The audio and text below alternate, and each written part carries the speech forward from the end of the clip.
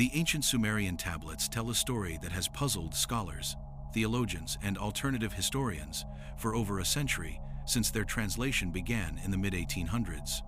They describe beings called the Anunnaki, powerful entities who descended from the heavens in an event that multiple texts describe as a deliberate, coordinated arrival rather than a gradual mythological development, established the first cities with sophisticated urban planning that shows no evidence of experimental or transitional phases, taught humanity the foundations of civilization including writing, agriculture, metallurgy, astronomy, mathematics, and law, and ruled as gods over the ancient world with absolute authority recorded in countless administrative documents and religious texts.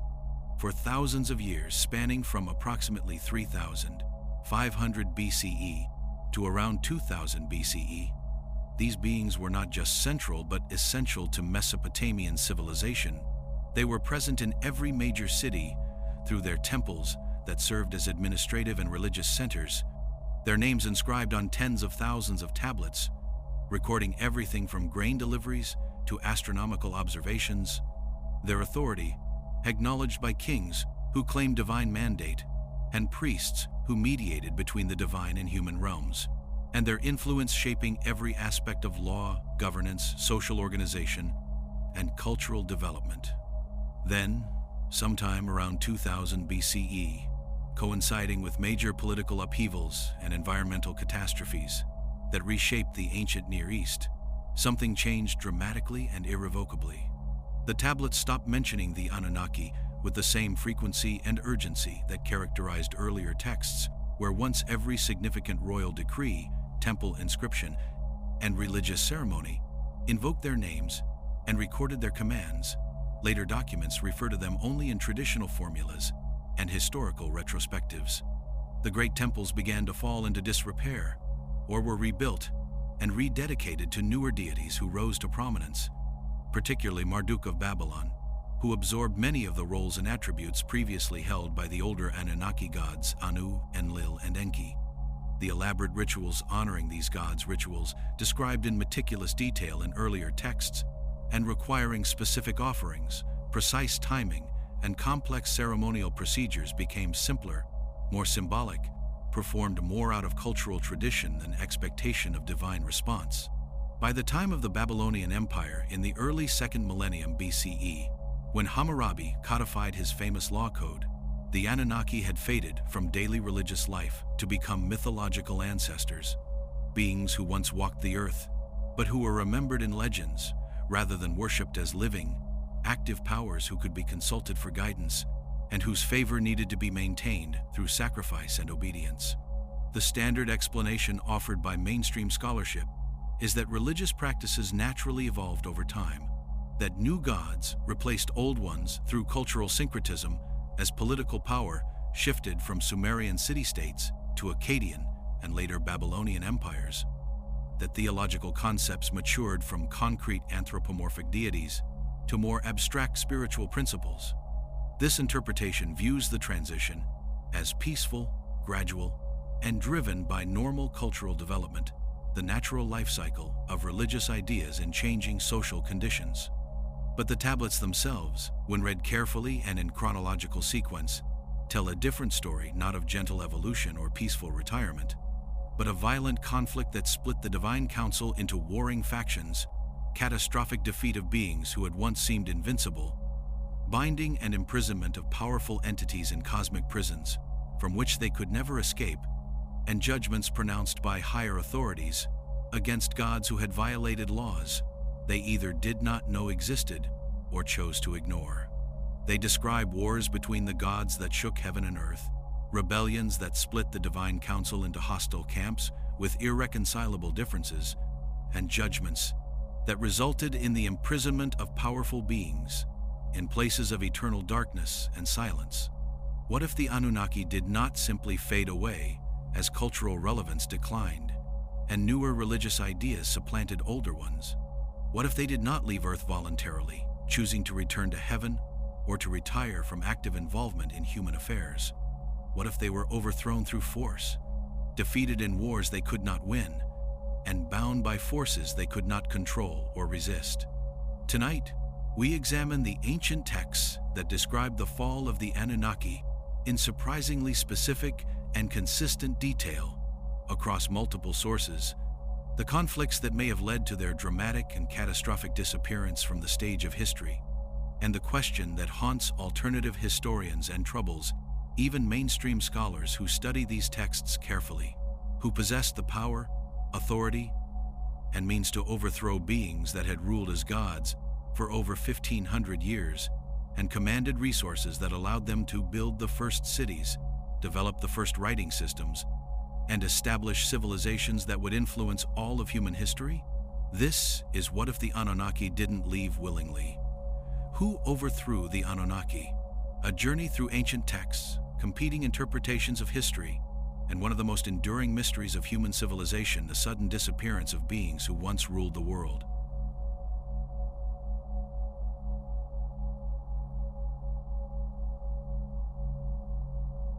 To understand the disappearance of the Anunnaki, one must first understand their dominance. For over 1,500 years, from roughly 3,500 BCE to 2000 BCE, the Anunnaki were the central figures in Mesopotamian religion. Every major city had a patron deity from the Anunnaki pantheon. Uruk belonged to Inanna, goddess of love and war. Eridu was the domain of Enki, god of wisdom and water. Nippur housed the great temple of Enlil, king of the gods. Was sacred to Nanna, the moon god. These were not distant, abstract deities, they were active participants in human affairs, receiving offerings, issuing commands through priests, and intervening directly in political conflicts. The tablets describe a highly organized divine hierarchy. At the top was Anu, the Sky Father, who ruled from heaven. Below him were 50 great gods, the senior Anunnaki, each with specific responsibilities. Beneath them were the Igigi, sometimes described as lesser gods or servants who performed manual labor. The system was bureaucratic, with clear chains of command, councils where decisions were made, and laws that even the gods were expected to follow. This was not a pantheon of chaos. It was an empire, celestial but structured, like any human kingdom. Then, beginning around 2200 BCE, something began to change. The tablets from this period show a shift in language. Earlier texts speak of the Anunnaki as present and active. They walk among humans. They speak directly to kings. They demand sacrifices and receive them. Later texts speak of them in the past tense, as if describing beings who once were, but are no longer. The rituals continue. The temples remain open, but the expectation of direct divine interaction fades. The gods become more distant, more symbolic, less physically present. By 2000 BCE, during the rise of Babylon, the religious texts had changed fundamentally. The Anunnaki were still mentioned, but they were described as bound, sleeping, or dwelling in distant realms. New gods rose to prominence. Marduk, the patron of Babylon, became the supreme deity, absorbing many of the roles and attributes previously held by Enlil and Anu. The older gods were not forgotten, but they were repositioned as ancestors, as the previous generation, as beings who had ruled and then stepped aside. This transition is usually interpreted by scholars as a natural evolution of religious thought, a reflection of changing political power. As Babylon rose to dominance over the older Sumerian cities, the Babylonians elevated their own god, Marduk, and reframed the older Sumerian deities as secondary or retired. This is a common pattern in ancient religions. Conquerors absorb and reframe the gods of the conquered. The process is understood as cultural syncretism, where new rulers maintain continuity with the past while asserting their own supremacy. The Roman Empire did this with Greek gods, renaming them but preserving their essential characteristics. Christianity did it with pagan holidays, transforming them into Christian feast days, while retaining their seasonal timing. It is a strategy of conquest that minimizes resistance by honoring the old while introducing the new. But the language used in the Mesopotamian tablets suggests something more dramatic than political appropriation. The texts do not simply say the older gods retired or stepped down gracefully. They say the gods were defeated, bound, imprisoned, and judged. This is not the language of peaceful succession or respectful absorption. This is the language of war crimes trials, of victors sitting in judgment over the vanquished, of power taken by force and legitimized through legal proceedings after the fact. The difference in tone between early Sumerian texts and later Babylonian ones is striking and demands explanation beyond simple political evolution. One of the most significant texts describing this transition is the Enuma Elish, the Babylonian creation epic. Written around 1800 BCE, the text describes how Marduk defeated Tiamat, the primordial chaos monster, and used her body to create the heavens and the earth. But Tiamat was not a mindless beast. She was described as the mother of the first gods, the source from which the Anunnaki themselves had emerged. The battle between Marduk and Tiamat was not a simple slaying of a monster. It was a generational war, the young gods overthrowing the old order. The Enuma Elish describes how Tiamat, enraged by the death of her consort Apsu, raised an army of monsters and ancient gods to wage war against the younger generation. The young gods, led by Anu and Enlil, were terrified and unable to face her. Marduk, the youngest and most powerful, agreed to fight Tiamat on one condition: if he won, he would be made supreme ruler of the gods. The council agreed. Marduk defeated Tiamat, split her body to create the cosmos, and claimed the throne. The gods who had fought for Tiamat were judged, punished, and bound. This narrative, while presented as a creation myth, bears striking similarities to descriptions of political coups and military conquests. Marduk did not create the universe from nothing. He reorganized it, taking control of an existing system by defeating its previous rulers. The gods who opposed him were not destroyed but imprisoned, suggesting they retained some form of existence, bound and powerless, but not annihilated. This pattern: defeat, judgment, imprisonment, appears repeatedly in Mesopotamian texts describing transitions of divine power.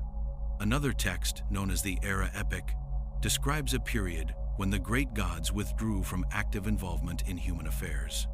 The poem, dated to around 800 BCE, tells how Marduk left his city of Babylon to travel to the underworld, leaving his temple empty and his people vulnerable. In his absence, the god Era, a deity of plague and war, devastated the land. When Marduk returned, he found his temple in ruins and his people scattered. The text suggests that Marduk's departure was not voluntary. He had been forced to leave, possibly by other gods or by circumstances beyond his control.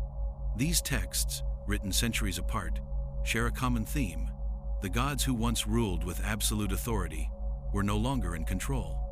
Something had changed. Something had shifted the balance of power. And the Anunnaki, the great gods who had taught humanity and ruled the ancient world, were no longer the supreme authorities. The question is, what happened? Did they leave? Were they overthrown? And if they were defeated, who or what had the power to challenge beings described as gods?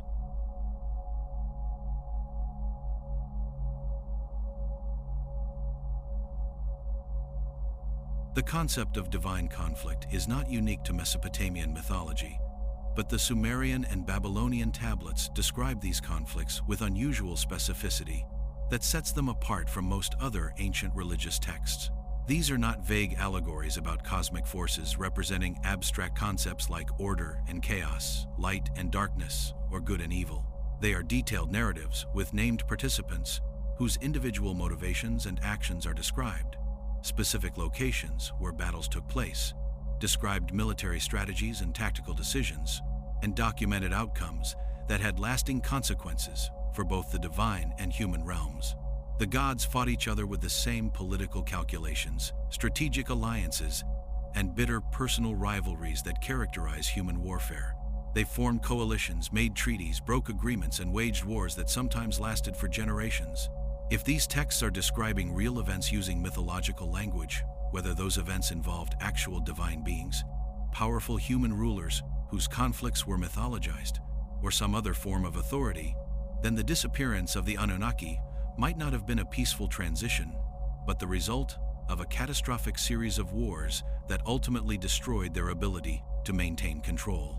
The earliest recorded divine conflict in Mesopotamian texts is the rebellion of the Igigi, The Atrahasis, one of the oldest Akkadian texts based on Sumerian sources, describes how the lesser gods rebelled against the Anunnaki leadership.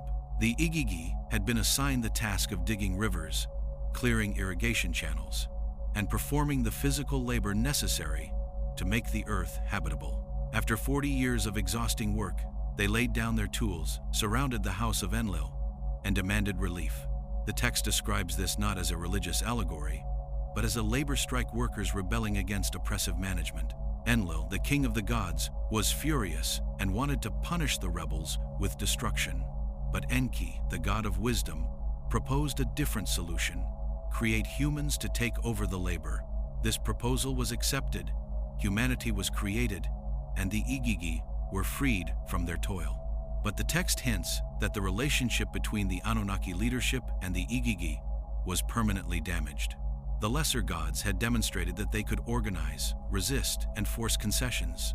The hierarchy, once absolute, had been challenged. Later texts suggest that tensions between different factions of the Anunnaki continued to escalate. The Epic of Gilgamesh contains a subplot involving the goddess Inanna and the Bull of Heaven. When Gilgamesh rejects Inanna's romantic advances, she becomes enraged and asks her father Anu to send the Bull of Heaven to destroy Uruk. Anu initially refuses, warning that releasing the bull would cause 7 years of famine. But Inanna threatens to break down the gates of the underworld and release the dead to devour the living if she does not get her way. Anu relents. Gilgamesh and his companion Enkidu kill the Bull of Heaven, an act of defiance against the gods that has severe consequences. Enkidu is struck with illness and dies, and the gods debate whether to punish Gilgamesh as well. The episode reveals that even the great gods could be resisted, that their power was not absolute, and that mortal heroes with enough strength and courage could challenge divine authority. This was not the behavior of omnipotent, untouchable deities. This was the behavior of powerful beings who could be opposed, wounded, and even defeated. The most significant divine conflict described in the tablets is the war between Enki and Enlil, the two most powerful sons of Anu. The texts portray these brothers as rivals, with fundamentally different philosophies. Enlil represented authority, order, and strict adherence to divine law. Enki represented wisdom, compassion, and willingness to bend rules for the sake of mercy. Their conflict came to a head during the events leading to the Great Flood. According to the Atrahasis and the later Epic of Gilgamesh, humanity had become too numerous and too noisy, disturbing the peace of the gods. Enlil proposed a radical solution: destroy humanity entirely through a massive flood. The divine council agreed, and preparations were made. But Enki, who had played a role in creating humanity, refused to stand by and watch his creation be annihilated. He defied the council's decision by warning a human named Utnapishtim, or Ziusudra in the Sumerian version, to build a boat and save his family, along with representatives of all living creatures. The flood came as planned, covering the earth and destroying nearly all life. When the waters receded, Enlil was furious to discover that humans had survived. He confronted Enki, accusing him of betraying the council's decree. Enki did not deny it. He argued that humanity deserved to live, that total annihilation was unjust, and that he had acted according to his own conscience. The council was divided. Some supported Enlil's position that divine decrees must be absolute. Others sided with Enki, agreeing that mercy had its place. The resolution was a compromise.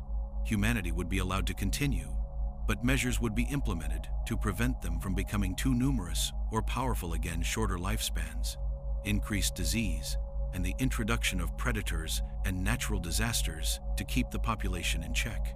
But the damage to the unity of the Anunnaki Council was done. Enlil's authority had been challenged. Enki had proven that divine law was not absolute. The gods were divided. This division is reflected in later texts that describe the Anunnaki not as a unified pantheon, but as competing factions. Some tablets refer to the gods of heaven versus the gods of the underworld, suggesting a split between those who remained in positions of authority and those who had been exiled or imprisoned. Other texts describe conflicts between city-states as manifestations of conflicts between their patron deities when Uruk fought Ur. It was said that Inanna and Nanna were at war. By the time of the Babylonian period, the divine hierarchy had been completely reorganized. Marduk had risen to supremacy, not through inheritance, but through conquest. The Enuma Elish describes his ascent in terms of military victory, political maneuvering, and the defeat of older divine powers. Marduk did not serve the older gods, he replaced them. He took their roles, absorbed their attributes, and bound those who opposed him. This pattern of divine conflict, rebellion, and succession suggests that the Anunnaki did not simply fade from history. They were overthrown, defeated in a series of divine wars that split the pantheon, weakened their collective authority, and ultimately led to their replacement by a new generation of gods. If the tablets are describing real events, whether literal divine beings, advanced humans, or some other form of authority, then the disappearance of the Anunnaki was not peaceful retirement. It was the result of conflict, and the victors were not the Anunnaki themselves, but those who came after.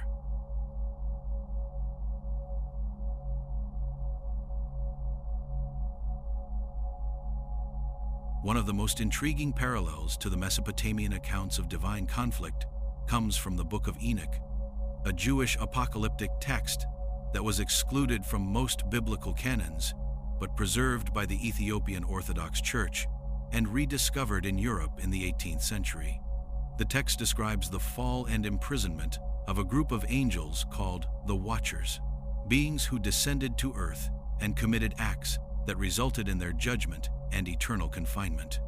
While the Book of Enoch is not part of the Sumerian or Babylonian literary tradition and was written centuries after the decline of Anunnaki worship in Mesopotamia, its narrative bears such striking and specific similarities to the Mesopotamian accounts that it suggests either shared cultural memory passed down through oral tradition, parallel religious traditions describing the same historical events from different cultural perspectives, or literary borrowing, where Jewish writers in Babylon, during the exile, adapted Mesopotamian stories into their own religious framework. The parallels are too numerous and too specific to be coincidental, raising the possibility that both traditions preserve memory of the same events. The Book of Enoch describes how 200 angels, led by a figure named Semyaza, descended to earth, took human wives, and taught humanity forbidden knowledge. Their offspring, the Nephilim, became giants who terrorized the earth, consuming everything in their path. In response, God sent the archangels to bind the rebellious Watchers and destroy the Nephilim. The Watchers were not killed, they were imprisoned beneath the earth, held in darkness until the final judgment. The parallels to the Anunnaki narrative are unmistakable. Like the Anunnaki, the Watchers were described as beings who descended from heaven and interacted physically with humanity. Like the Anunnaki, they taught humans arts and sciences, metallurgy, astronomy, writing, agriculture. Like the Anunnaki, they took human partners and produced hybrid offspring. And like the Anunnaki, they were eventually judged, defeated, and bound. The difference is that the Book of Enoch explicitly names the force that overthrew them, the God of Israel, acting through his archangels. The Book of Enoch describes the judgment in detail. The archangel Uriel warned Noah about the coming flood.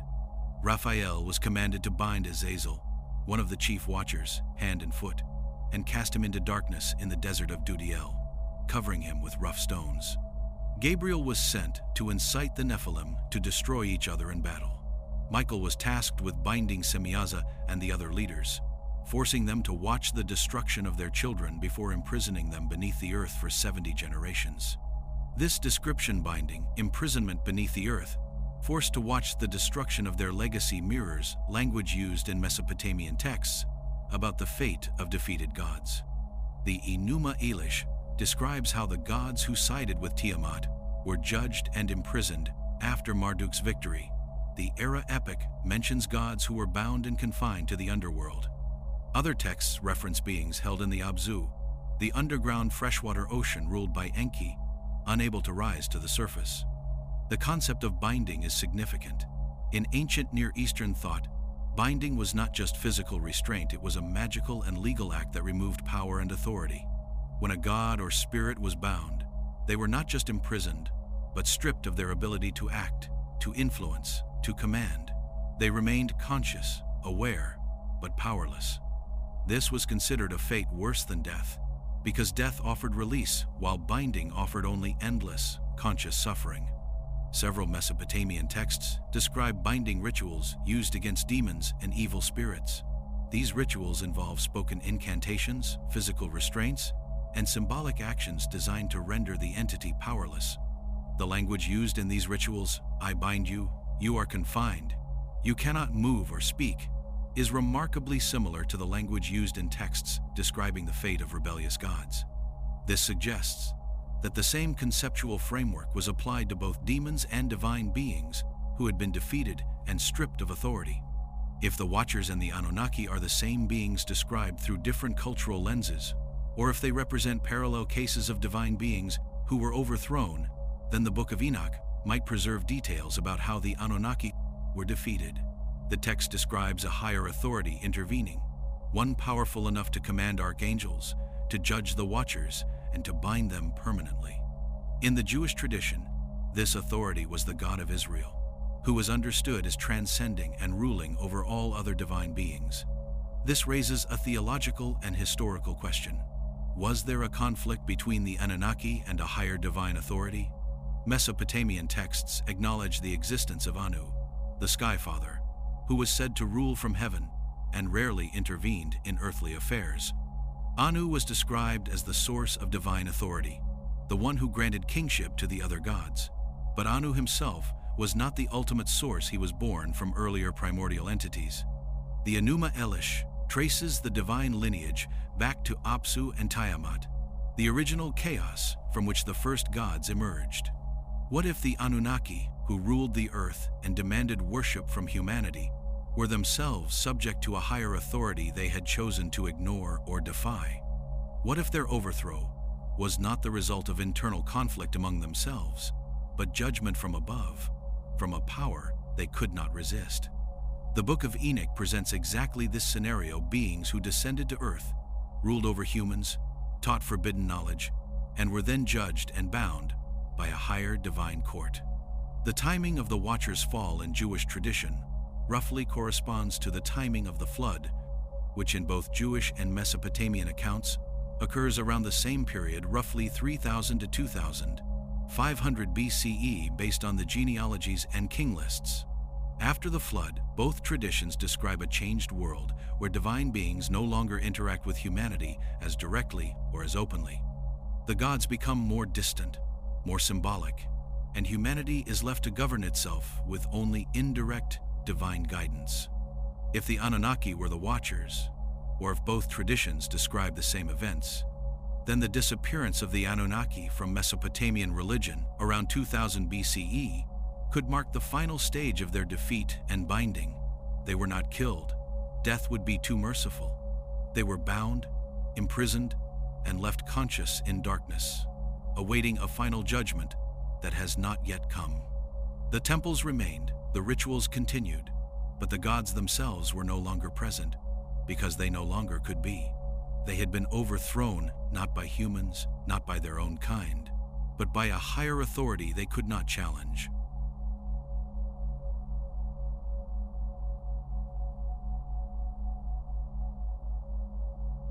One of the most dramatic changes in Mesopotamian religion occurred between 2300 and 2000 BCE, a period of political upheaval that coincided with significant shifts in how the gods were described and worshipped.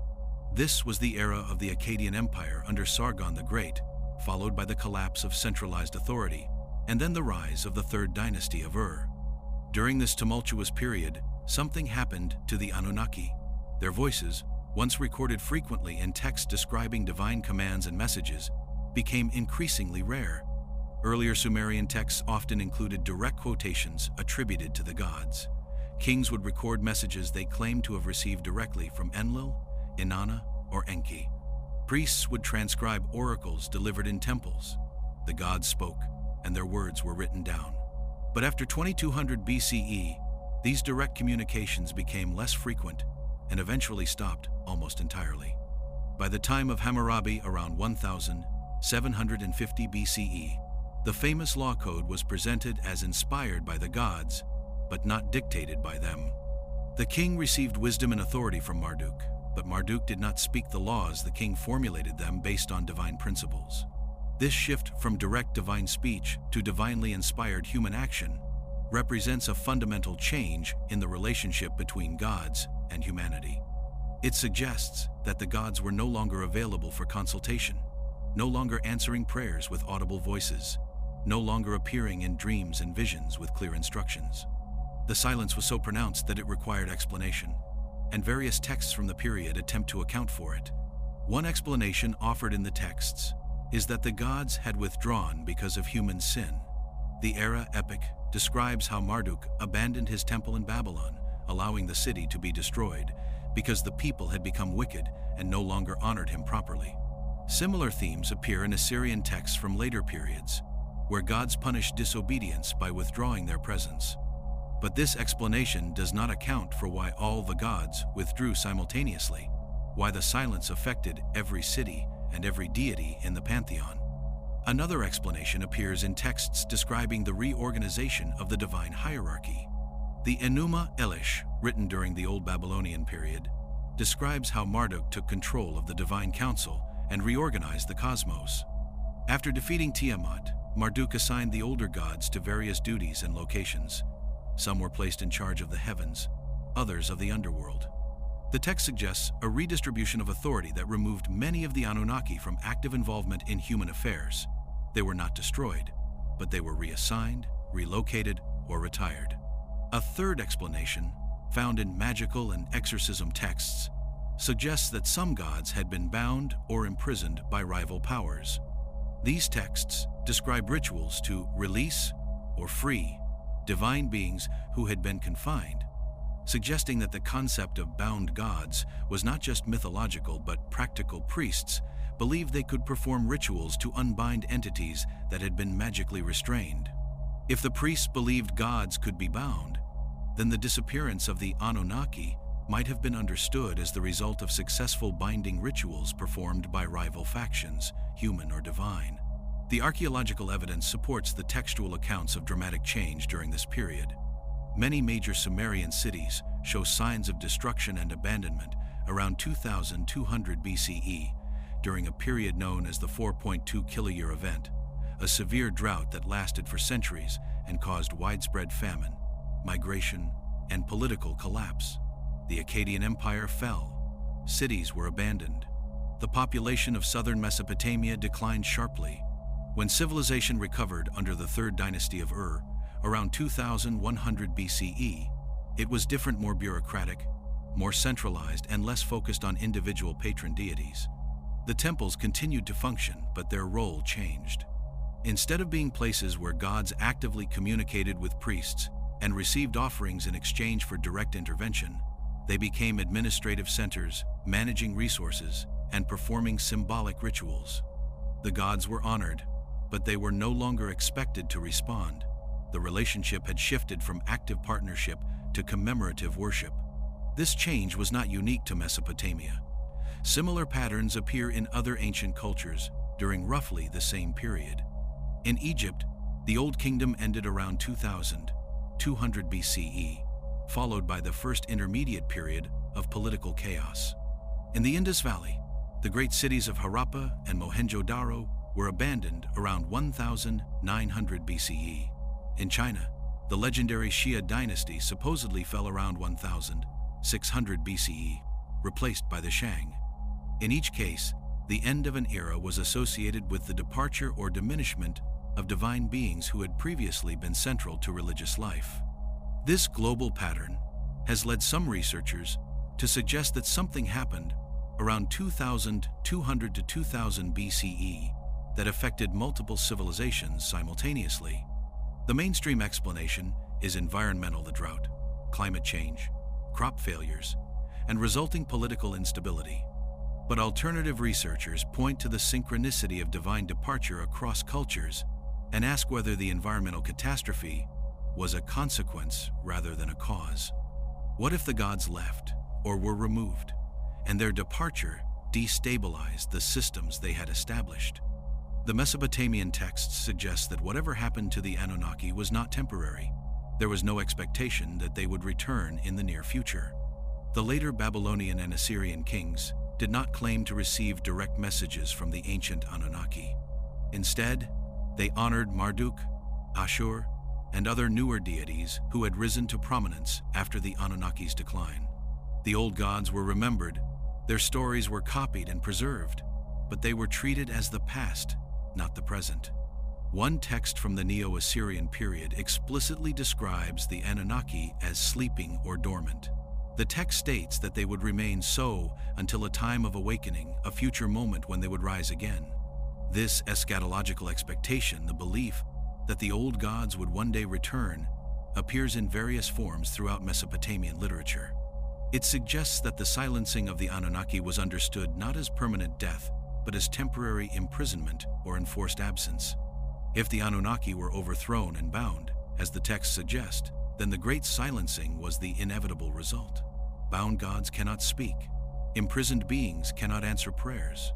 The temples remained because they were infrastructure, physical monuments that outlasted their occupants. But the gods themselves were gone, removed from power, and those who came after, whether human rulers or newer divine entities, filled the void they left behind.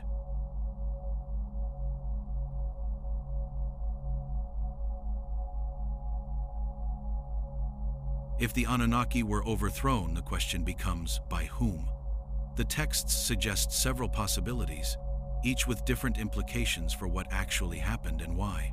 The first possibility is internal conflict, that the Anunnaki destroyed themselves through civil war, faction fighting, and mutual betrayal. The second is external conquest, that a rival group of divine beings more powerful or better organized defeated and replaced them. The third is rebellion from below, that humanity or lesser divine beings rose up and overthrew their masters. The fourth, and most speculative, is intervention from above, that a higher cosmic authority judged and removed the Anunnaki for their transgressions. The internal conflict theory has significant support in the texts. As discussed earlier, the Mesopotamian tablets describe numerous conflicts among the Anunnaki themselves. Enlil and Enki were rivals. Inanna fought against other gods for supremacy. The Igigi rebelled against the Anunnaki leadership. Marduk's rise to power involved defeating and binding older gods who opposed him. These were not minor disagreements, they were wars, with winners and losers, victors and vanquished. If the Anunnaki were powerful beings with advanced knowledge and technology, as some alternative researchers claim, then internal conflict could have been catastrophic. Wars between such beings would not be fought with swords and spears, but with weapons that could reshape landscapes, alter climate, and cause mass destruction. The 4.2 kiloyear drought that devastated Mesopotamia around 2200 BCE might not have been entirely natural. It might have been a consequence of divine warfare, weapons used that disrupted weather patterns and made the region uninhabitable for centuries. The Enuma Elish describes exactly such a scenario. When Tiamat waged war against the younger gods, her weapons included floods, storms, and monstrous creatures that spread destruction across the earth. Marduk's counterattack involved winds, storms, and cosmic forces that tore Tiamat apart and reorganized the heavens and earth. If this narrative describes a real conflict using mythological language, then the environmental catastrophe of 2200 BCE could be the historical footprint of the war that ended the Anunnaki's reign.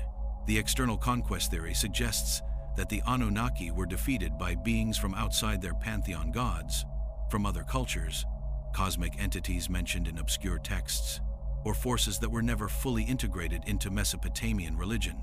Some researchers point to the sudden appearance of new deities in Mesopotamian religion around 2000 BCE as evidence of conquest. Marduk, who became the supreme god of Babylon, was originally a relatively minor agricultural deity. His sudden elevation and his absorption of roles previously held by Anu, Enlil, and Enki suggests a dramatic shift in power. The Book of Enoch provides a model for external conquest. The Watchers, who descended to earth and ruled over humans, were overthrown not by other Watchers but by archangels sent from a higher authority. Michael, Gabriel, Raphael, and Uriel were not part of the Watcher hierarchy, they served a greater power, one that judged the Watchers and commanded their imprisonment. If a similar scenario played out in Mesopotamia, The Anunnaki might have been defeated by beings they had not anticipated, forces they could not resist, because those forces operated on a higher level of cosmic authority. This interpretation gained some support from texts that describe Anu, the Sky Father, as distant and rarely involved in earthly affairs. Anu is described as the source of authority, the one who grants kingship and power to the other gods, but he himself rarely descends to earth. What if Anu represented a higher cosmic order that the Anunnaki on earth had begun to violate? What if their interactions with humanity, teaching forbidden knowledge, taking human partners, creating hybrid offspring, were transgressions against laws established by Anu, or an even higher authority? The rebellion from below theory is less supported by the texts, but appears in some later traditions. Some Gnostic texts, written in the early centuries of the Christian era, describe the material world as created and ruled by false gods called archons. According to these texts, humanity was awakened by a divine messenger from the true God, given knowledge that allowed them to see through the deception of the archons, and eventually liberated from their control. While these Gnostic texts are much later than the Mesopotamian sources, they might preserve echoes of an earlier tradition in which humanity overthrew divine oppressors. The idea that humans could defeat gods is not absent from Mesopotamian literature. The Epic of Gilgamesh describes a mortal hero who kills the bull of heaven, defies the gods, and survives. The Atrahasis describes humans as noisy, rebellious, and difficult to control, so much so that the gods considered exterminating them entirely. Later Babylonian texts describe kings as having the power to command demons and bind hostile spirits. The conceptual framework existed for humans to resist divine authority, even if they could not do so through physical force alone. However, the most compelling evidence in the texts points to the fourth theory: intervention from above. The pattern described in the Mesopotamian tablets, rebellion, judgment, binding, and the installation of new authority, mirrors the legal and judicial processes used in human societies.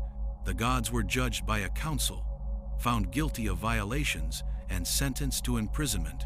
This suggests an organized, hierarchical system where even the powerful Anunnaki were subject to higher laws and higher powers. The Book of Enoch describes this explicitly. The Watchers were judged by God, who commanded his archangels to bind them. The archangels were not more powerful than the Watchers individually. They acted with the authority of God, and that authority made them irresistible. Power came not from strength, but from legitimacy, from operating within a cosmic legal order that even divine beings could not violate without consequences. If the Anunnaki were overthrown by a higher cosmic authority, the implications are profound. It would mean that the beings who taught humanity, who built the first cities, who established the foundations of civilization, were themselves subordinate to a greater power. It would mean that their rule on Earth was always conditional, subject to laws they eventually violated. And it would mean that their disappearance was not the end of divine involvement in human affairs, but a transition to a different phase, where direct rule was replaced by indirect guidance, where gods no longer walked among humans, but influenced from a distance. The texts do not provide a definitive answer. They describe conflict, judgment, binding, and silence, but they do not name the ultimate victor clearly. Marduk claimed supremacy, but even Marduk's reign was eventually challenged by later gods as political power shifted. The Anunnaki disappeared, but their memory persisted, and the texts that describe them continued to be copied for over 1,000 years after they stopped being actively worshipped. Whatever defeated them did not erase them, it simply removed them from power and left humanity to wonder what had happened and whether they would ever return.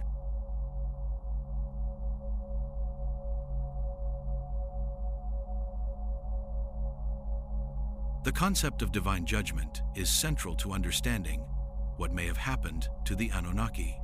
Unlike modern monotheistic religions, where God is the ultimate judge, Mesopotamian religion described a complex legal system in which even the gods could be tried, convicted, and punished.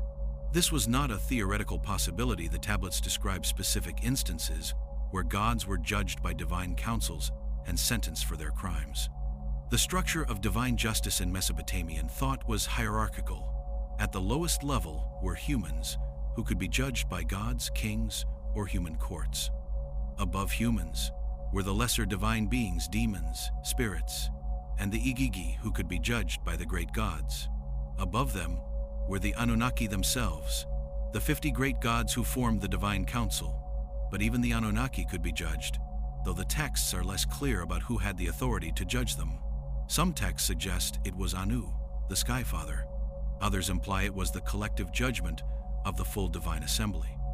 Still others hint at a higher authority that was rarely named or described. One of the clearest examples of divine judgment appears in the myth of Adapa.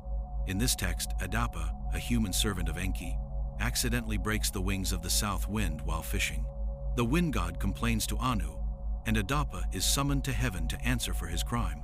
Enki advises Adapa on how to behave before Anu's court, warning him not to accept any food or drink offered because it might be poisoned. When Adapa appears before Anu, he is offered the bread and water of immortality, but following Enki's advice, he refuses. Anu, impressed by Adapa's wisdom and obedience to Enki, sends him back to Earth without punishment, but also without the gift of immortality. This story reveals several important aspects of divine justice. First, even accidental offenses could bring charges before the highest divine authority. Second, the process involved formal hearings, where the accused could defend themselves or be represented by advocates. Third, sentences could be commuted or altered based on the judgment of the court. And fourth, the system applied to both humans and gods. Enki's advice to Adapa suggests that Enki himself had experience with navigating Anu's court, possibly as a defendant in past disputes. The Enuma Elish provides another example of divine judgment on a massive scale. After Marduk defeats Tiamat and her army, he convenes a court to judge the gods who had sided with her. The leader of Tiamat's forces, a god named Kingu, is singled out for special punishment. Marduk declares that Kingu instigated the rebellion and deserves death. Kingu is executed, and his blood is used, mixed with clay, to create humanity. The other gods who fought for Tiamat are judged individually. Some are assigned new roles. Others are bound and imprisoned. None are simply forgiven or released. The language used in these judgment scenes is legal, not metaphorical. The gods are accused, evidence is presented, verdicts are pronounced, and sentences are carried out. This was the divine equivalent of a war crimes tribunal, where the victors judge the vanquished not just for losing, but for the crimes they committed during the conflict. The fact that such judgments were recorded and treated as precedent suggests that the Mesopotamians believed divine beings were subject to law, that might did not make right, and that even the powerful could be held accountable. If the Anunnaki disappeared as a result of cosmic judgment, what were the charges? The text provides several possibilities. The first is the corruption of humanity. The Atrahasis describes how the gods created humans to serve as workers, but the relationship quickly became exploitative. Humans were treated as slaves, burdened with impossible labor and given no rest. When they complained, the gods' first response was to increase their suffering, and when that failed, to destroy them entirely. This treatment of a created species designed to be caretakers of the earth could have been seen as a violation of cosmic law.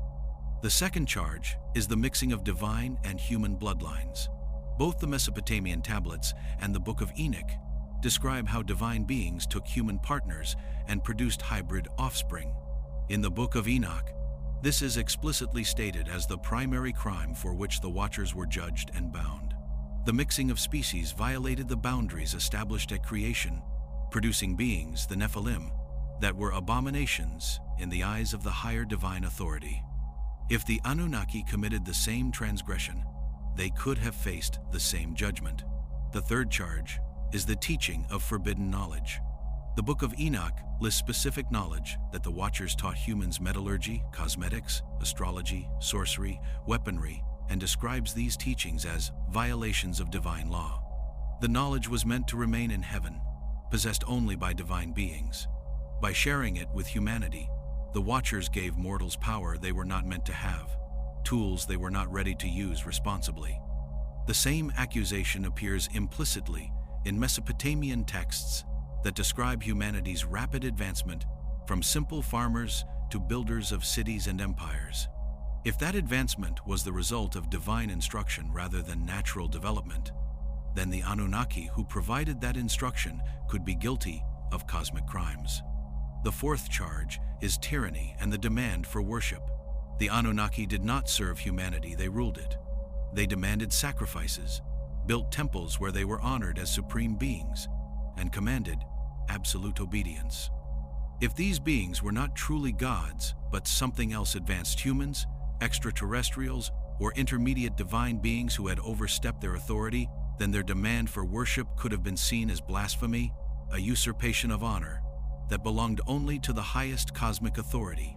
The sentence for these crimes, according to the texts, was not death, but binding. The gods who violated divine law were not annihilated but imprisoned, confined to places where they could not act, could not speak, could not influence events. They were made powerless but left conscious, aware of what they had lost, and unable to reclaim it. This punishment served multiple purposes. It removed the threat they posed, it preserved them as witnesses to divine justice, and it served as a warning to others who might be tempted to follow their example. The Mesopotamian text suggests that this judgment was carried out by forces the Anunnaki could not resist. Whether those forces were archangels serving a higher god, as the Book of Enoch describes, or some other cosmic authority, the result was the same. The Anunnaki were defeated, bound, and removed from their positions of power. Their temples remained, their names were still honored, but they themselves were gone, and humanity was left to build civilization without their direct intervention.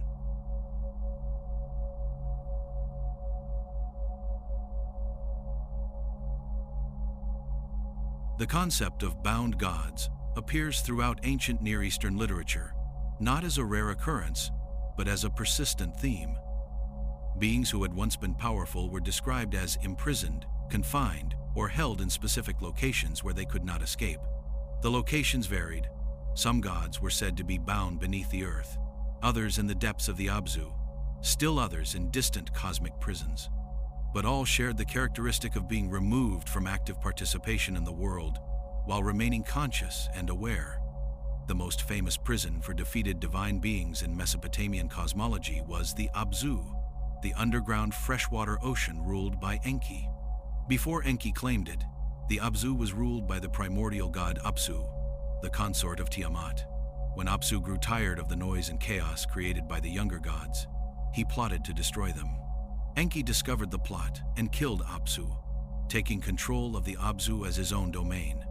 But the text suggests that Apsu was not truly destroyed, he was bound, confined to the depths where he could no longer threaten the younger gods.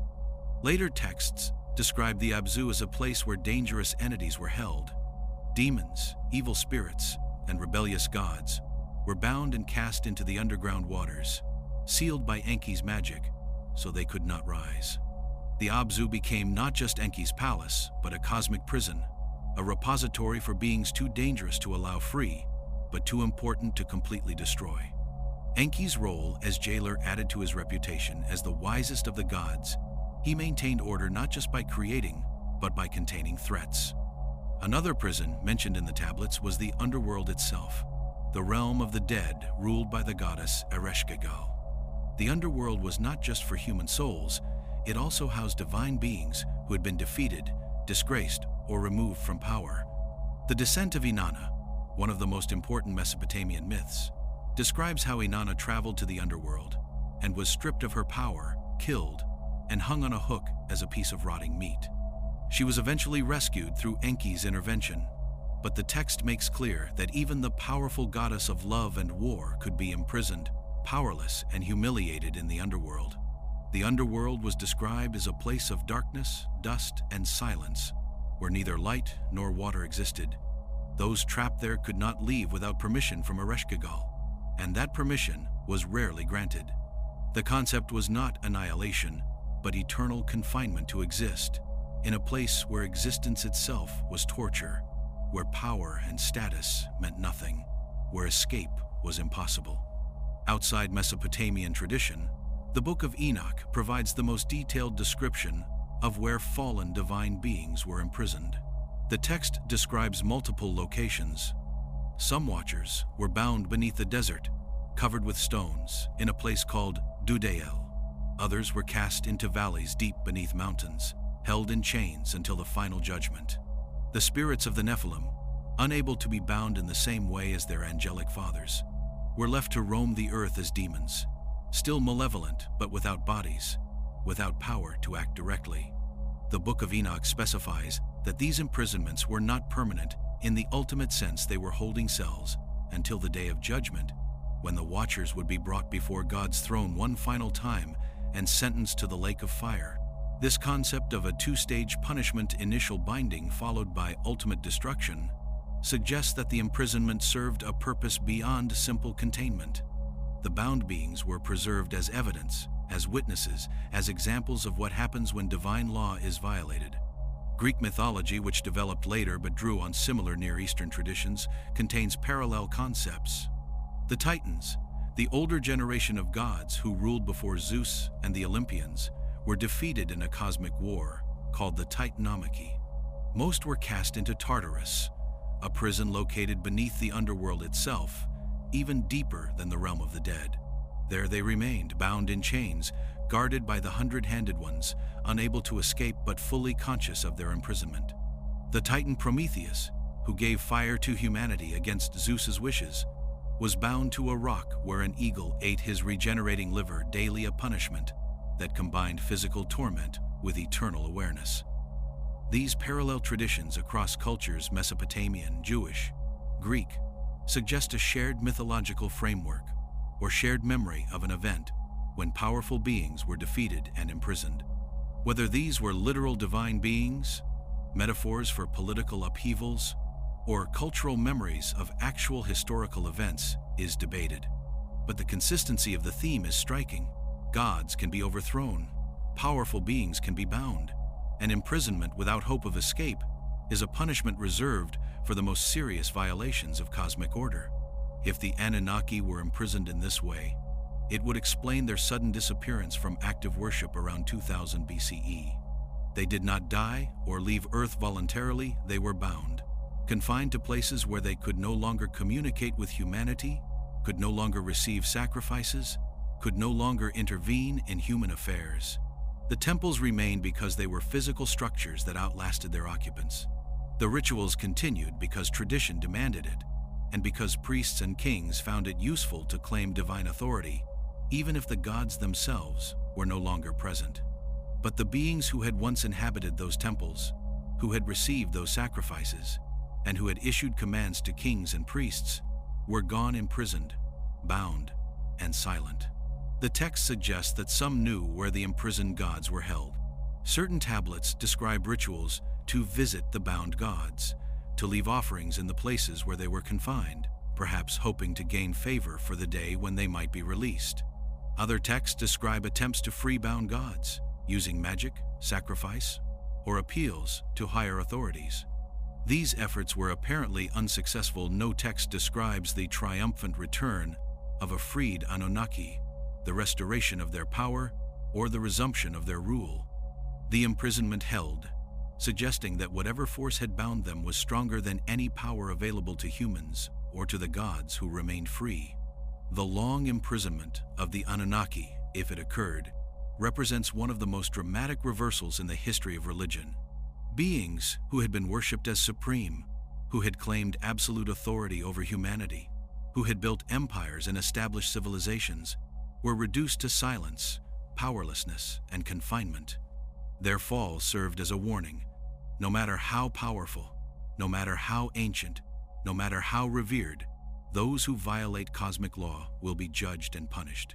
The warning echoes through millennia, preserved in myths, recorded in tablets, and repeated in traditions across cultures. The mighty can fall, and when they do, their imprisonment is eternal.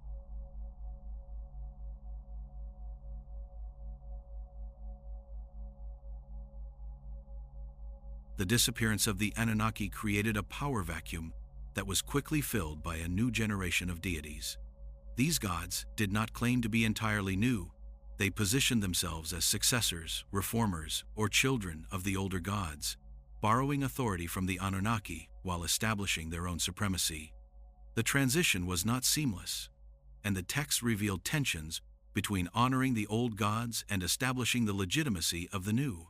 Marduk's rise is the most thoroughly documented. Originally, a relatively minor agricultural deity associated with the city of Babylon, Marduk's elevation to supreme god of the Mesopotamian pantheon occurred during the Old Babylonian period around 1800 BCE. The Enuma Elish, composed to legitimize Marduk's supremacy, tells a creation story that is also a political narrative. Marduk defeats Tiamat, the primordial chaos monster who had birthed the first gods, and uses her body to create the ordered universe. In return for this service, the other gods grant him kingship over heaven and earth.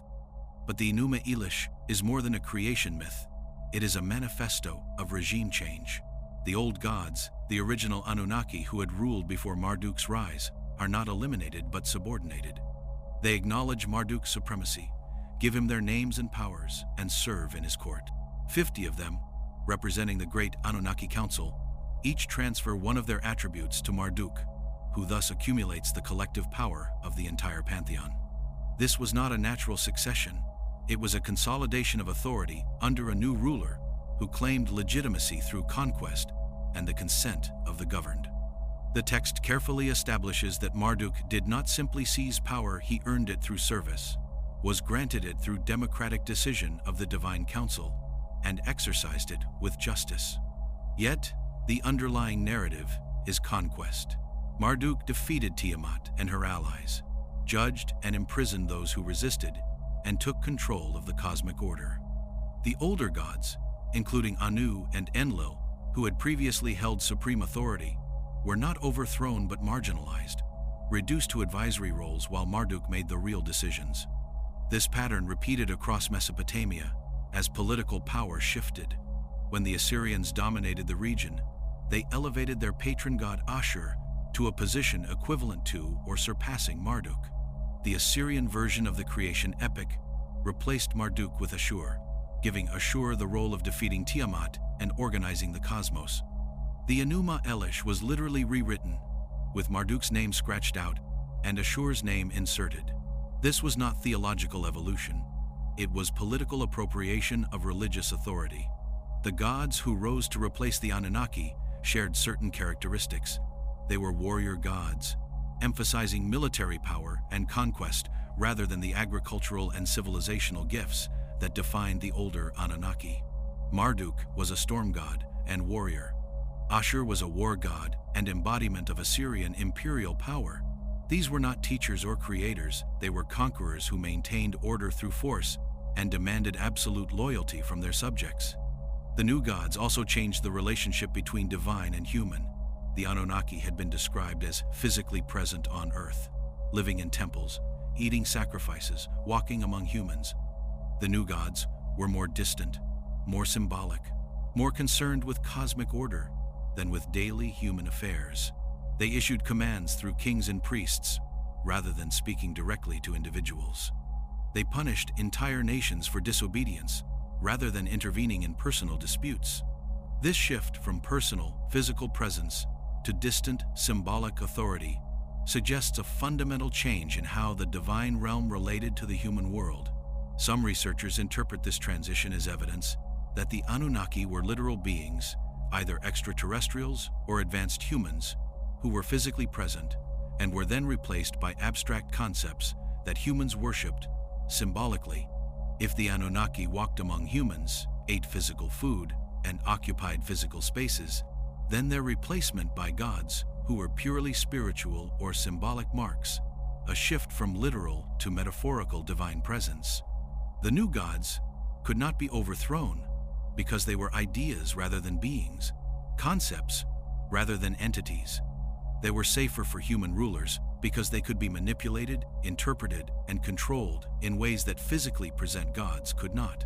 Others argue that the transition simply reflects cultural and theological maturation, that ancient peoples gradually moved from anthropomorphic conceptions of deity to more abstract, transcendent ideas of the divine. The Anunnaki were never literal beings, but early attempts to understand divine power in human terms. The new gods represented more sophisticated theology, more developed ideas about transcendence and cosmic order. The change was intellectual and spiritual development, not the replacement of one set of entities with another. But the texts themselves resist this interpretation.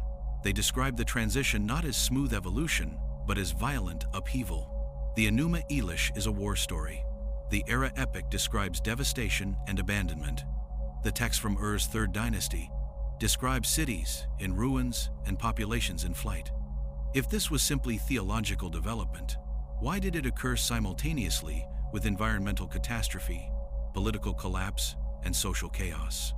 The correlation suggests that whatever happened to the Anunnaki was real, measurable, and traumatic.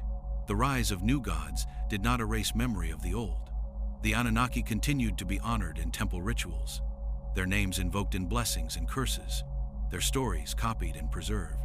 But they were remembered as the past, not the present. The new gods were the living authorities, the ones who answered prayers and demanded obedience. The Anunnaki had become ancestors, historical figures, beings who had once been important but were no longer active in the world. Whether they were unable to act because they had been bound or simply chose not to intervene was left ambiguous in most texts. The transition also marked a change in human self-conception. Under the Anunnaki, humans saw themselves as created beings, made to serve the gods, dependent on divine instruction for survival. Under the new gods, humans began to see themselves as partners in cosmic order, capable of independent action, responsible for their own governance. Kings no longer received direct commands from gods. They received inspiration, wisdom, and authority, but they made their own decisions. This shift toward human agency and away from total divine control could be interpreted as liberation from oppressive rulers, whether those rulers were literal beings or symbolic constructs that limited human potential. The rise of new gods marks the final chapter of the Anunnaki's reign. Whatever power they had once held, whatever authority they had once claimed, by 1500 BCE it was gone, transferred to new entities that ruled in their name but pursued their own agendas. The Anunnaki had become history, and history, as the new rulers understood, could be rewritten, reinterpreted, and controlled in ways that the present never could.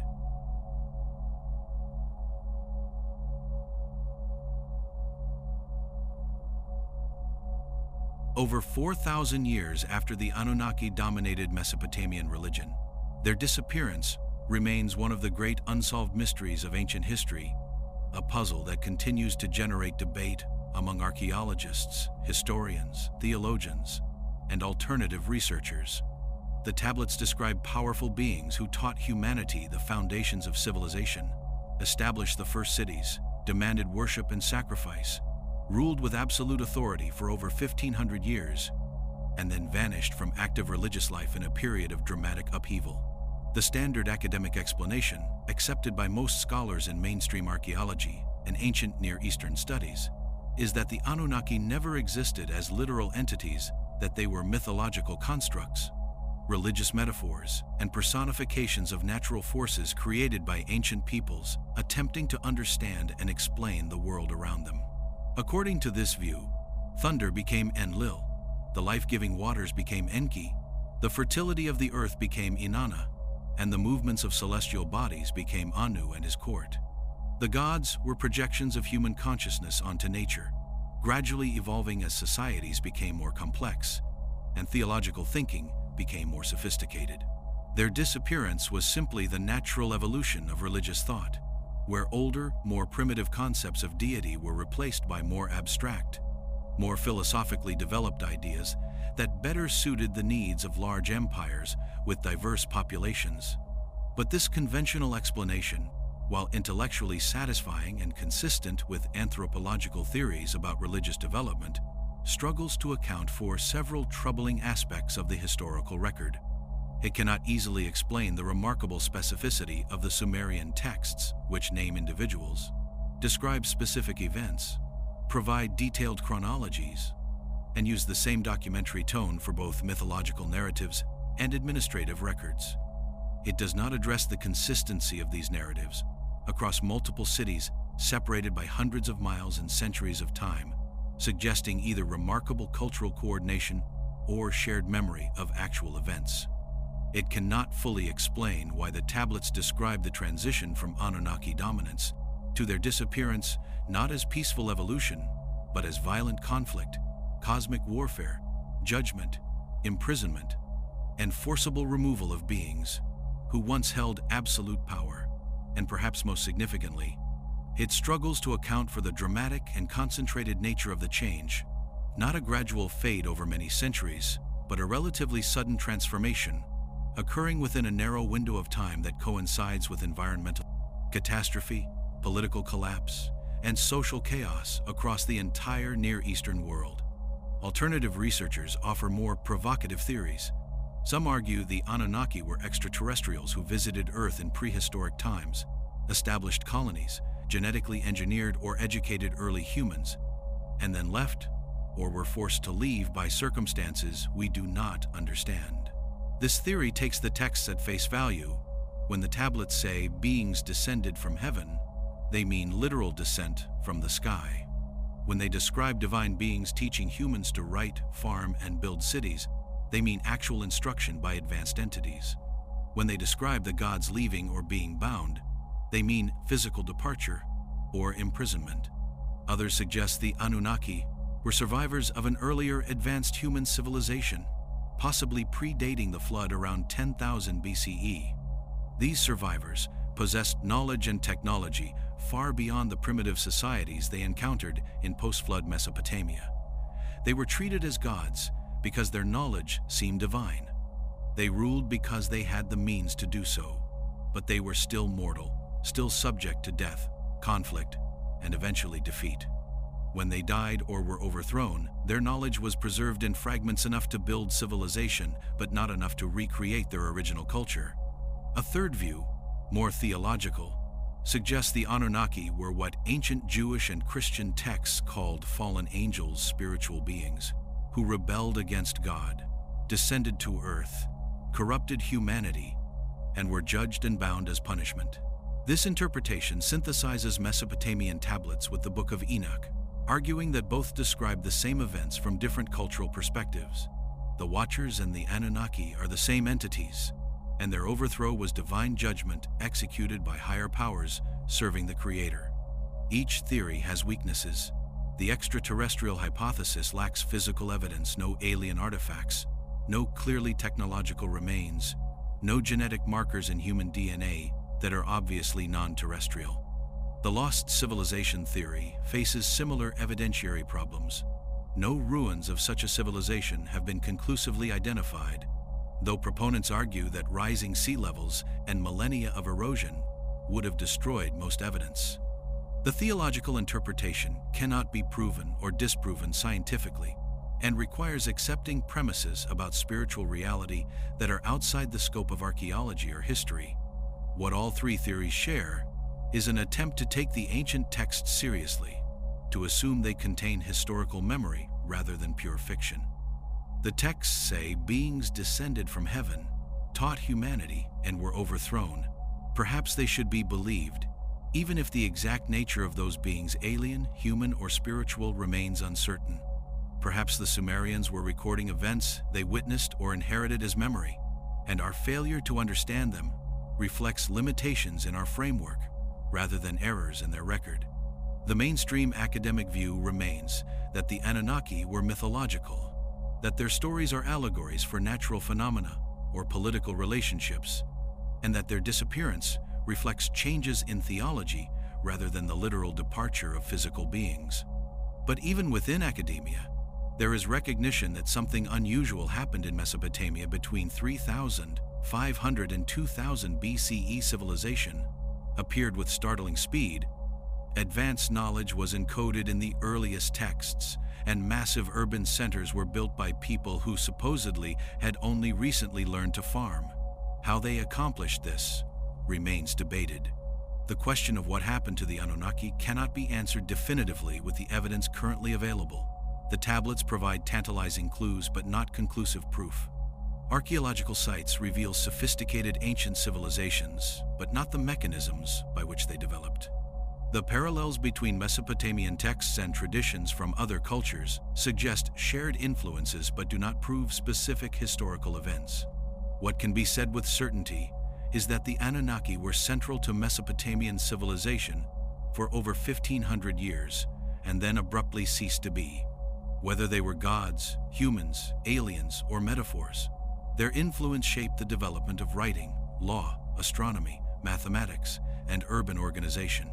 Their legacy is the foundation of Western civilization, even if their nature remains mysterious. And their disappearance, whether through departure, death, or imprisonment, marks one of the great transitions in human history, the moment when humanity stopped being guided by gods and began charting its own course. The tablets remain carved in clay, preserved for millennia, waiting to be read and reinterpreted by each new generation. What they reveal depends on what questions we ask and what answers we are willing to consider. Did the Anunnaki leave willingly, or were they overthrown? Were they bound by higher powers, defeated in cosmic wars, or simply forgotten as new gods took their place? The texts suggest all of these possibilities and prove none of them. The mystery endures, the question remains, and the search for answers continues, as it has for over a century, and as it likely will for centuries to come. The Anunnaki ruled, the Anunnaki fell, and what happened in between may be the most important story never fully told.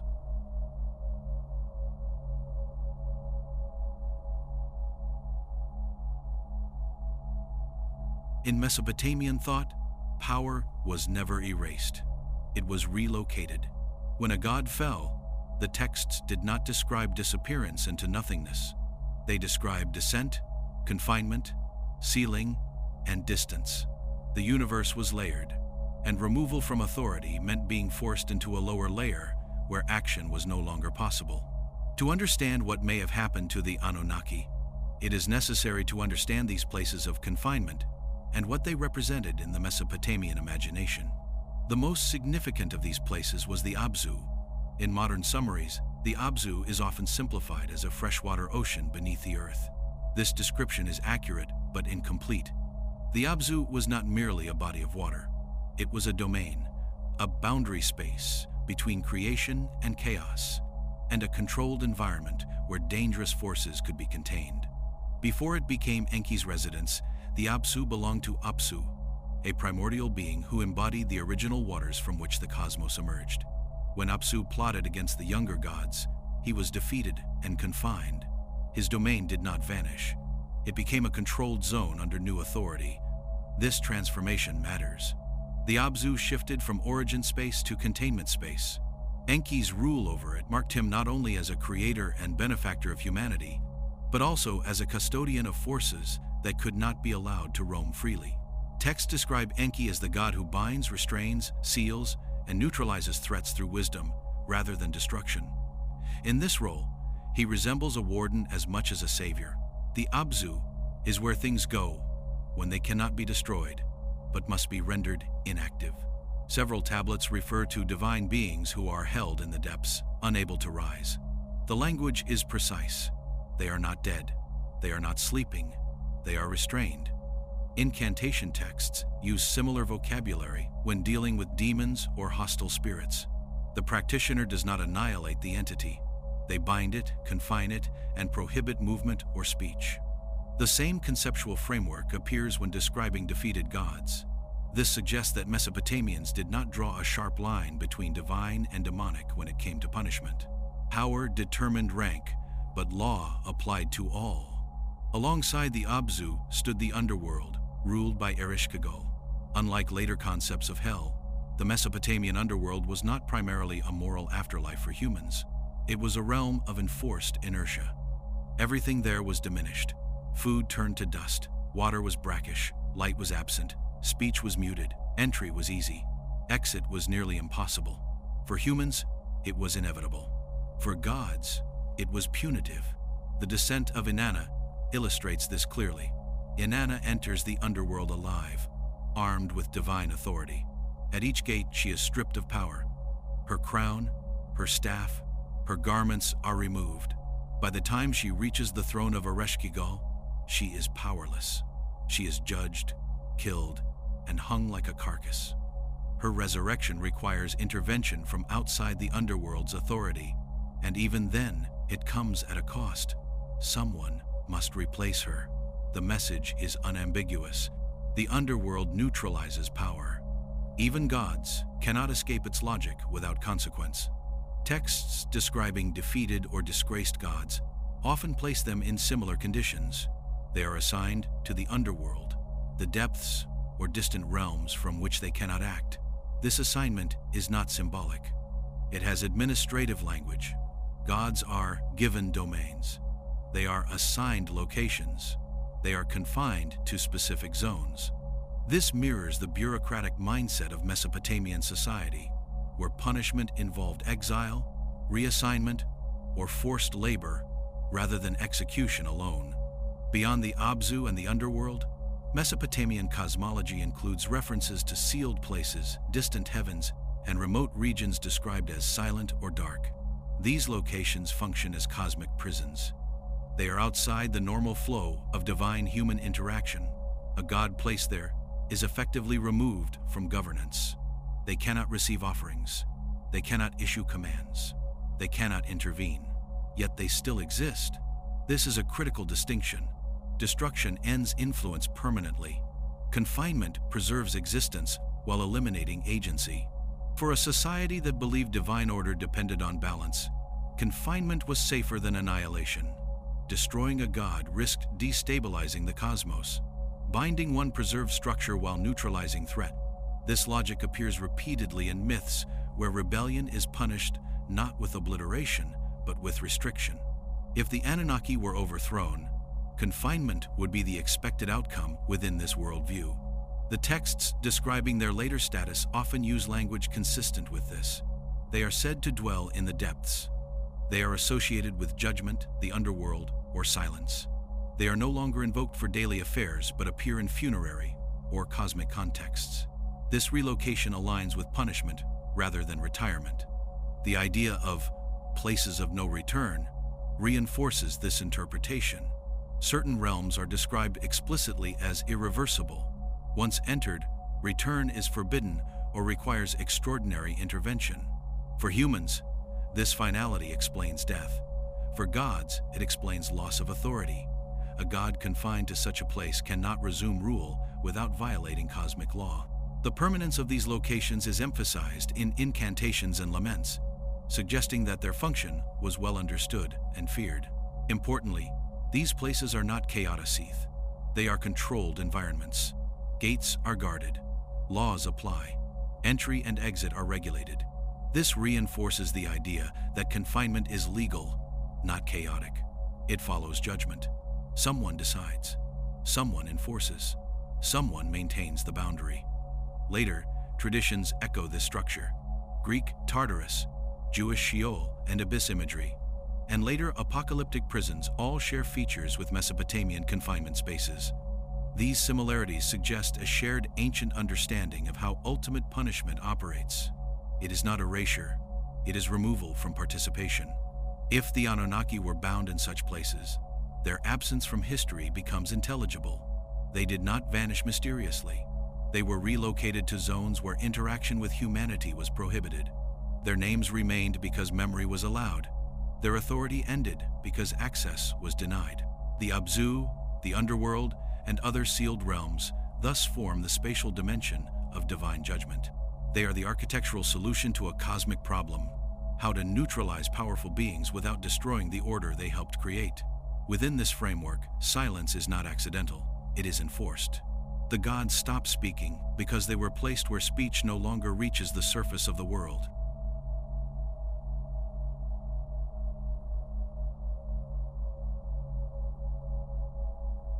In Mesopotamia, the gods did not speak to everyone.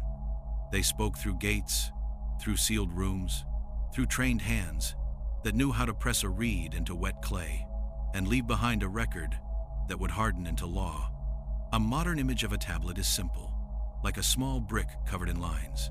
But the tablet world was a controlled environment. It was created, stored, copied, and circulated inside institutions designed to limit who could know what was written. Writing was not a neutral tool in Sumerian Akkad. It began as administration tied to temples. The earliest signs were tallies for sheep, grain, beer, and labor. The temple was not only a place of prayer, it was a warehouse, a courthouse, and a treasury. The priesthood controlled offerings, fields, herds, and workshops. To write was to participate in that control. Most people never touched a stylus. Most people never saw the back rooms where tablets were stacked in baskets, sorted by year, and sealed behind doors that were opened only for officials. This matters because the same system that preserved divine speech could also filter it. A king might claim a god spoke to him, but the words that survived were written by scribes, edited by schools, and copied later by apprentices trained in standard formulas. Even when a tablet describes a sudden divine decision or a war among the gods, it passes through human hands shaped by institutional expectations. The archive was not just memory, it was governance. When modern readers encounter gaps, they often assume loss by accident. Buildings burn, floods erode walls. Yet Mesopotamia also shows patterns of survival that look selective. Some text series exist in many copies across cities. Others appear only once, as if they were never meant to circulate. Certain myths survive in multiple versions where the plot remains, but the roles of specific gods shift. Names are replaced, titles changed, and blame redistributed, like a story being adjusted to fit a new center of power while keeping the older structure intact. The scribal schools that trained writers were conservative by design. Students copied canonical compositions until the signs became automatic. The most copied texts were not necessarily the most truthful, but the most useful. A hymn that praised a city's patron deity supported the city's identity. A myth that justified a new political order supported the dynasty that funded the temple. If a narrative described a divine defeat that made current rulers look illegitimate, it would not be a priority for endless copying. Colophons, the short notes at the end of tablets, sometimes reveal this logic. They may name the scribe, the workshop, or the temple where a copy was made. They may list the series title and tablet number. Some add warnings about ownership or proper handling. These notes show that Mesopotamian scholars understood texts as objects with access rules. A ritual could be shared widely because it reinforced a public system. Another could be restricted because it contained dangerous names, procedures, or claims that were not meant for ordinary ears. If the Anunnaki were overthrown, the archive would have been a battlefield of memory. Victors do not only take cities, they take names. They decide which gods are honored in public, which are reduced to ancestry, and which are described as sleeping, distant, or confined. A temple can be rebuilt and rededicated, but the deeper change appears in daily paperwork. Which deity receives offerings in the ledger? Which god is invoked at the top of a treaty? Which divine authority is said to grant kingship? The rise of Babylon shows how this can happen without open erasure. Marduk does not enter as a stranger with no connection to earlier tradition. He rises by absorbing it. In texts written to praise him, other gods offer him powers, names, and roles. The old order is not denied. It is reorganized. This allows continuity for the population while establishing supremacy for the new patron. The same strategy could apply to a disappearance. If older gods were truly absent, their absence could be explained as relocation, retirement, or reassignment, while the practical center of worship shifted to whoever could still be presented as active. But some tablets resist a smooth story. They preserve a tone of crisis. They speak of binding, judgment, and silence. They describe places where divine beings are confined and cannot rise. They mention councils convened after conflict, assigning roles and restricting movement. These are details that complicate peaceful succession. Their survival suggests that complete control over memory was not achieved, or that certain specialist circles kept older accounts because they still mattered for ritual, exorcism, or legal precedent within the divine world. At the same time, abundance can create an illusion of completeness. Tens of thousands of administrative tablets survive, yet they represent only what was written down, stored, and later recovered. A missing series might be missing because it was copied rarely, kept elsewhere, or destroyed deliberately. Clay does not burn easily, but it can be broken, ground into fill, or reused in construction. A purge does not require fire. It can be done with routine labor and time. There is also translation inside ancient time. Sumerian became a scholarly language long after everyday speech shifted to Akkadian. Scribes still copied Sumerian texts as classics, sometimes adding glosses. This created another layer of control. A composition could remain present in the archive while becoming inaccessible to ordinary people. If the most troubling accounts of divine conflict survived mainly in an older language, public religion could drift towards safer formulas while specialists guarded older material without announcing what it implied. In that setting, silence becomes meaningful. The decrease in direct divine speech after the upheavals of the late 3rd millennium BCE may not only reflect changing belief, it may reflect changing documentation. A priest who once recorded an oracle might later record a festival instead.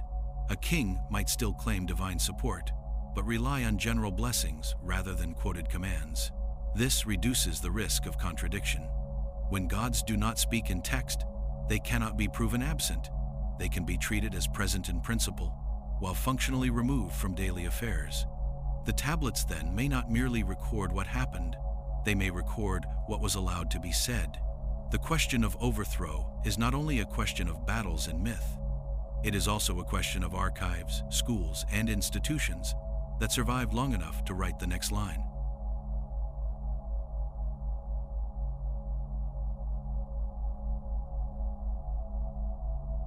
When the voices of the Anunnaki faded from the tablets, the cities did not collapse overnight.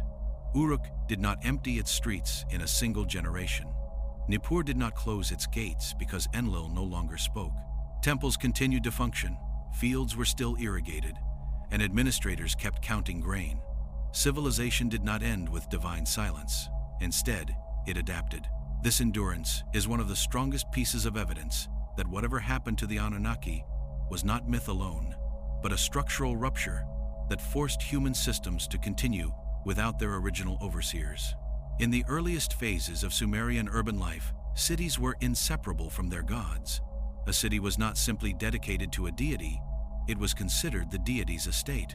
The temple complex stood at the center, both physically and economically.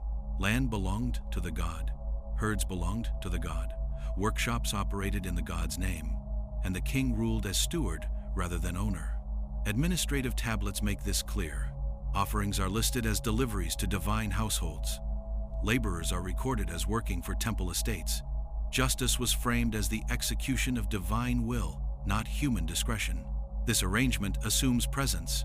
A god who owns land must be able to receive it. A god who commands labor must be able to demand it. A god who grants kingship must be able to withdraw it. Yet after the upheavals around 2200 BCE, the administrative machinery continues. While the language of immediacy weakens, the god remains the legal owner on paper, but practical authority shifts to human officials. The temple becomes less a residence and more an institution. Archaeology reflects this change. In cities rebuilt after periods of collapse, temples are often smaller or more standardized. Monumental construction gives way to functional layouts. Storage rooms and administrative offices expand, while cultic spaces become more symbolic. This does not indicate loss of religion. It indicates reorganization. The temple is no longer waiting for a god who might arrive. It is managing resources in the god's absence. Kingship changes alongside architecture. Earlier rulers frequently described themselves as chosen personally by a god who appeared in a dream or spoke through an oracle. Later kings still claim divine favor, but the language becomes less specific. They are beloved by a god, protected by a god, guided by divine wisdom. The god endorses rather than instructs. This subtle shift allows governance to continue without requiring direct divine intervention that no longer occurs. Legal texts show the same pattern. Early judgments invoke divine decision as immediate cause. Later law codes present rules as inspired by gods but articulated by kings. Hammurabi famously depicts himself receiving authority from Marduk, yet the laws are framed as his judgments for maintaining order. The god authorizes the system, but the king operates it. This distinction matters. It marks the transition from rule under gods to rule under law. Cities that outlive their gods also develop stronger bureaucratic memory. When divine presence weakens, continuity depends on records. Contracts become more detailed. Administrative categories multiply. Time is tracked carefully. Human institutions compensate for the absence of supernatural oversight by tightening procedure. This is not secularization in a modern sense, but it is a shift toward human responsibility. Importantly, there is no evidence of panic in the texts about divine disappearance. No tablet declares that the gods are gone and the world is ending. Instead, the change is absorbed gradually. Ritual continues. Festivals are held on schedule. Offerings are made even if no response is recorded. This suggests that absence was normalized, explained, or concealed within acceptable theological language. A God who does not answer may be said to be distant, resting, or attending to cosmic duties elsewhere. The endurance of cities also challenges the idea that the Anunnaki were purely symbolic. If they were metaphors for natural forces, their departure would not require institutional adaptation. Rivers still flow, crops still grow. But if the Anunnaki were understood as active administrators of cosmic and civic order, their removal would require humans to fill practical gaps. The archaeological and textual record suggests that such filling occurred. Some cities leaned into new divine patrons. Babylon elevated Marduk. Ashur elevated Ashur. These gods provided a focus for legitimacy and identity in a changed world. Yet even here, continuity with the old order was maintained. The new gods inherited titles, functions, and myths once associated with the Anunnaki. This inheritance looks less like invention and more like reassignment. Authority persists, but its bearer changes. Other cities declined permanently. Eridu, once sacred to Enki, gradually lost prominence. Its association with primordial wisdom did not translate into political power in later eras. If Enki's authority had been central to Eridu's status, his absence would leave the city without a clear replacement. In this sense, divine silence may have contributed to uneven urban survival. Cities that successfully rebranded their divine relationships endured. Those that did not faded. The persistence of infrastructure without divine presence raises a deeper question. Were the gods necessary for civilization? Or were they scaffolding that allowed early societies to organize until human systems could sustain themselves?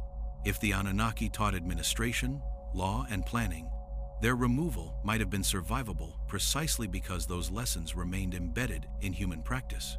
Civilization could continue on momentum, even if its original architects were gone. Yet momentum has limits.